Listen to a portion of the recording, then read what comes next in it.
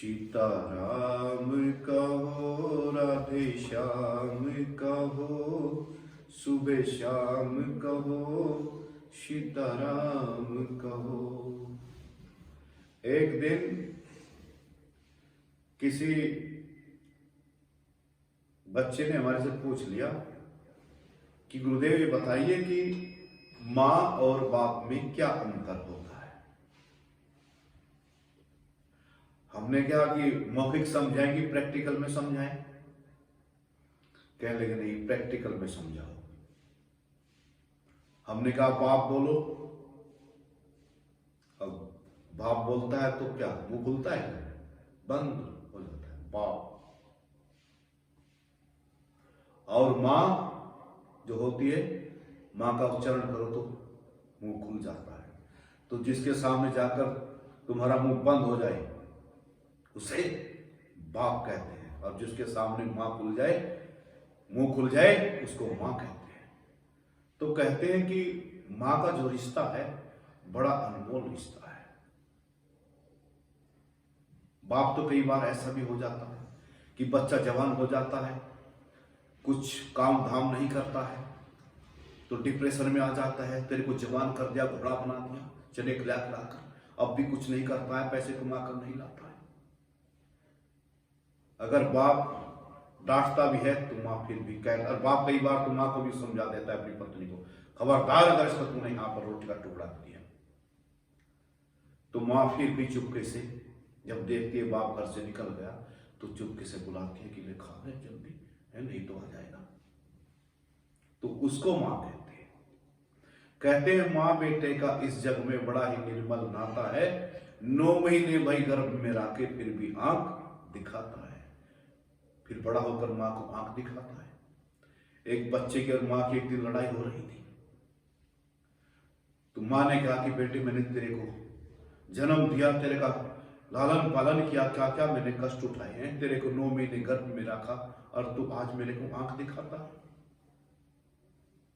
तो पुत्र ने कहा कि कितने टाइम रखा था। कहने लगे कि 9 महीने। कहने लगे उस टाइम में एक मकान का किराया क्या था। अब मां को तो पता नहीं है क्या लीला रचने के लिए जा रहा है। कहने लगी यही 400 रुपए करीब था। तो कहने लगे तो 4 नेम कितने होते हैं?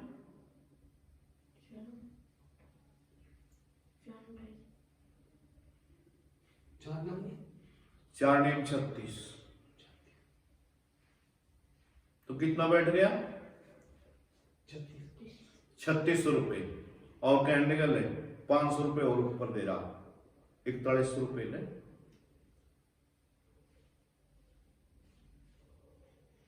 तो अब मां ने कहा कि ये तू 9 महीने गर्भ में रखा, उसका किराया दे रहा कि हाँ रोज रोज की यही बात तो करती है तू बस। कहने लगे तेरे को 9 महीने गर्भ में रखा, 9 महीने गर्भ में रखा। तो ऐसे विद्यार्थी, ऐसे बच्चे कभी जीवन में खुश नहीं रह सकते। मां का बड़ा अनमोल रिश्ता है।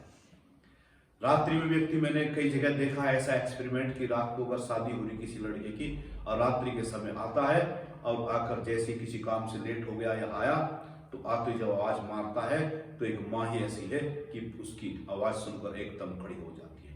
कई पत्नियां तो आंख मीच लेती हैं कि नींद आ रही है, एक्टिंग कर देती हैं, लेकिन माँ खड़ी होकर पूछती है रोटी खाएगा क्या खाएगा।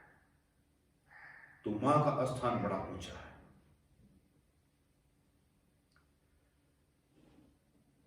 मां की महिमा जितनी भी गाई जाए उतनी ही कम है। मां ही मंदिर, मां ही पूजा, मां से बढ़कर नहीं कोई जग में दूजा। मां का स्थान जो है बड़ा ऊंचा है। एक बार हमारा कहीं योग कैंप शिविर चल रहा था, तो उसमें बच्चों को, उसमें 13 साल के बच्चे थे जो सीखने के लिए आए थे। तो वहां पर भजन कंपटीशन भी चल रहा था। तो एक बच्चा था, बच्चों ने कहा गुरुजी भी भजन गाता है। हमने कहा तो इसको माइक दो। उसको माइक दिया गया और उसने भजन प्रारंभ कर दिया। लेकिन जैसे भजन प्रारंभ हुआ, कुछ सेकंड तो उसने गाया, लेकिन फिर उसकी हिड़की बंद गई और वो रोने लगा। मैंने कहा इस बच्चे को क्या हुआ? उस बच्चे को मंच पर बुलाया मैंने, कहा बेटे क्या बात हुई? कहने गुरुजी मेरी मां मुझे याद आ गई। भजन था वो, बेटा जब परदेस को जाए, सब कहे कुछ लेकर आए। और मां क्या कहती है, लाल मेरे कुछ लाए न लाए, तू खाली हाथ ही लौट आए। तो कुछ भी ना तेरे पास में हो, तू खाली हाथ ही लौट के आ जाना। तो मां ही एक ऐसी चीज होती है। अभी एक व्यक्ति दिल्ली में गया, मां के दरबार में बड़ा मंदिर है, तो वहां पर चमर चढ़ाने के लिए गया, साड़ी लेकर गया, चुनरी लेकर गया, बहुत सारे सामान लेकर गया। तो रास्ते में उसने देखा तो एक मां बूढ़ी बैठी थी, सर्दी का मौसम था।